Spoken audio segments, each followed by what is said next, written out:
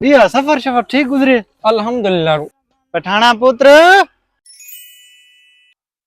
جی جی ابو میں آندا پیاں پوتر تیرا لائق ہے، محنتی ہے. آج رشتے والے نہ آئے بیٹھے ہوندے میں تے پوچھاں جو کام کیویں کروینے تو چھاں تے آپ بیٹھے سا کے تتے پانی چ تھا کنوں لویں کام کار دے لحاظ نال باقی بہترین فٹ ہے.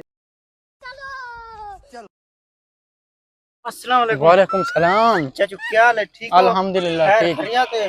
تو سنا. میرا حال ایویں ہے یا مہربانی کرو کہ میں رشتہ قبول کر گنا اپنی دھی کی تے میرا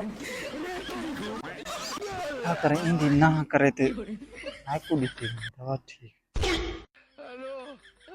یپا کیا خوش مس لئی بیٹھے دی کیا ڈیڈی درد پی اٹھی آپ تو نہیں پرنیندا. ٹھیک ہے، میں کو رشتہ منظور ہے. بس شادی دی ڈیٹ یا سے یہ سال نہ جرا اگلا سال آسے اون دی اینڈ ہی کرے سن.